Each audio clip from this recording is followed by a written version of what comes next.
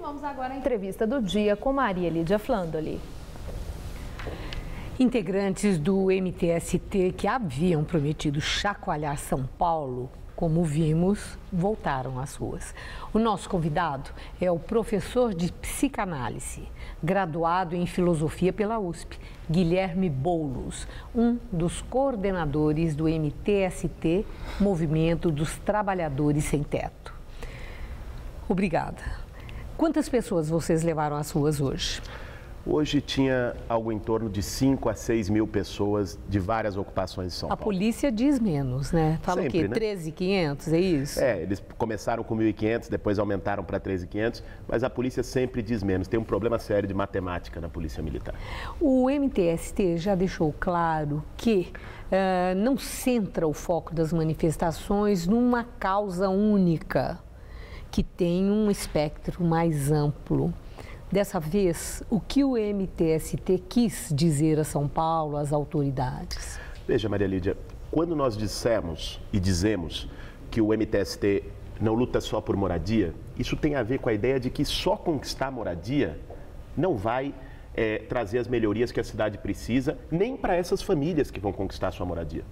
O governo construiu 2 milhões de moradias pelo programa Minha Casa Minha Vida e nem o déficit habitacional diminuiu, porque isso não foi acompanhado de uma política urbana. Então a especulação imobiliária continua muito forte, aumentou o preço dos aluguéis e ao mesmo tempo que se constrói moradia, gerou mais sem teto. Então, o nosso recado, quando a gente fala em reforma urbana, serviços de qualidade, como foi o caso das operadoras de telefonia e outras tantas pautas, educação, saúde, que o MTST defende, vem nesse sentido. Agora, hoje, a manifestação foi especificamente pelo tema da moradia, de algumas ocupações, alguns projetos e compromissos que a Prefeitura de São Paulo fez conosco e, em especial, para conseguir uma solução negociada para o despejo das famílias da ocupação Portal do Povo. Agora, Guilherme Boulos, isso que você descreve como sendo o projeto de organização que vai além da conquista da moradia, é um ideário político muito claro.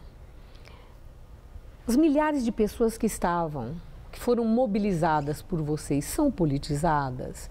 Elas partilham desse raciocínio e participam do movimento com essa mesma consciência, ou elas estão indo lá na esperança de conseguir uma casinha? É preciso aí a gente precisar bem o que está se falando como política. Uma coisa é política institucional, política eleitoral, que é o que as pessoas costumeiramente entendem por política, não é? Outra coisa é um projeto político de sociedade. Eu entendi exatamente isso. Agora, os 4 mil, 5 mil que estavam na rua, sabem disso ou estão sendo levados pela esperança de ganhar uma casa? Olha, Maria Lídia, veja, essa crítica que frequentemente é feita ao MTST... Não é crítica, é pergunta, hein? Não, claro, no teu caso eu entendo como pergunta, mas frequentemente isso já aparece na mídia como uma resposta, dizendo, não, as pessoas são massa de manobra. Não é? Isso, quando aparece como crítica, expressa inclusive um preconceito do que é a inteligência das pessoas mais pobres, achando que elas vão ser levadas por algum tipo de enganação de algumas lideranças. Não, mas ganhar uma casa própria não é enganação, mas é uma ninguém esperança. vai ganhar uma casa própria porque vai ocupar operadoras de telefonia ou porque vai fazer um ato por saúde ou por transporte, como milhares de famílias fazem. Elas não fazem isso por um projeto político, elas fazem isso porque isso é uma necessidade. Não é? Por que as famílias fazem mobilização, as famílias do MTST, inclusive mobilização na Boi-mirim por transporte? Não é por moradia, é porque essas mesmas famílias demoram 2, 3 horas para ir e voltar do serviço pela Boi-mirim. Elas compreendem pela sua própria vida, pelo seu cotidiano, que é necessário uma melhora também no transporte. O mesmo em relação à saúde, quem enfrenta as filas abusivas e o tratamento inominável que é o SUS hoje na maioria dos lugares. Então, essas são necessidades, né? Isso, claro, que se articulado, você constrói um projeto de reforma urbana, um projeto de mudanças sociais, mas as pessoas vão às ruas pelas suas necessidades e o movimento organiza isso. Agora, o prefeito Fernando Haddad disse que é um equívoco prosseguir com essas manifestações nas ruas, porque o plano diretor que foi aprovado, ele já define as áreas para a construção das casas populares, ele tem a meta de 55 mil casas e que agora o negócio é construir. mas vocês prosseguiram com as manifestações e, no caso de hoje, específica pela moradia e por aquele terreno que vocês foram despejados e tal. Então, a minha indagação é isso. Como é que vocês veem o que disse o prefeito e essa promessa dele de que vai construir as 55 mil casas, que ele tem essa meta? O plano diretor, Maria Lídia, não é uma varinha mágica. Né? Aprovou-se o plano diretor, não precisa mais fazer luta por moradia em São Paulo porque está tudo resolvido. Não é assim. O plano diretor anterior também tinha marcado quilômetros quadrados de áreas de ZEIS que permaneceram vazias 10 anos depois. Então, depois que o plano é aprovado, você tem que ter também uma batalha pela implementação mais efetiva desse plano diretor.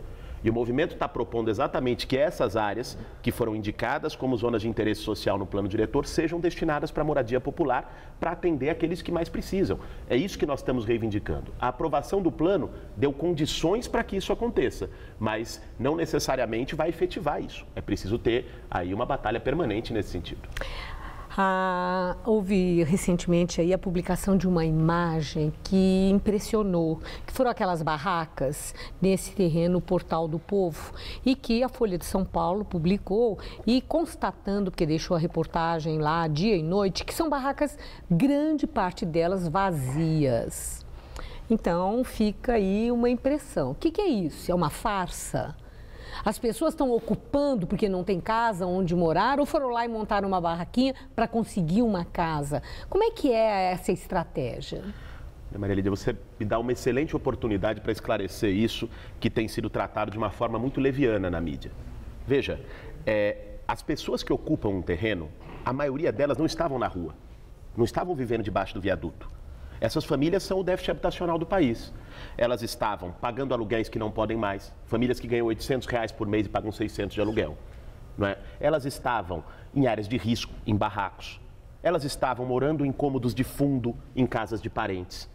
E elas continuam nesses lugares depois que vão para a ocupação. Inclusive, é uma orientação do MTST que as famílias não morem definitivamente na ocupação. Sabe por quê? Porque se forem morar de malicuia, isso vai gerar a formação de novas favelas na cidade.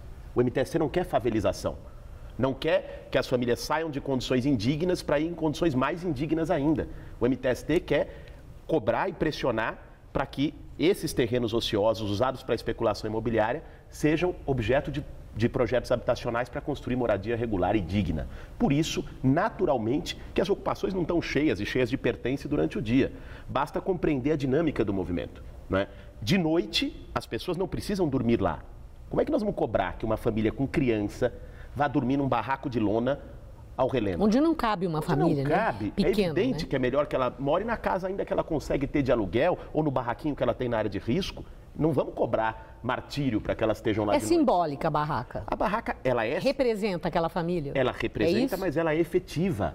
Porque dizer que porque aquela família não está lá 24 horas por dia, ela não precisa de moradia, isso é de uma falta de bom senso impressionante. Bom, hoje vocês estiveram na Secretaria da Educação e o MTST, como a nossa reportagem mostrou, vivenciando aquela situação, já com data marcada para despejo, conseguiu 15 dias, que vence na semana que vem.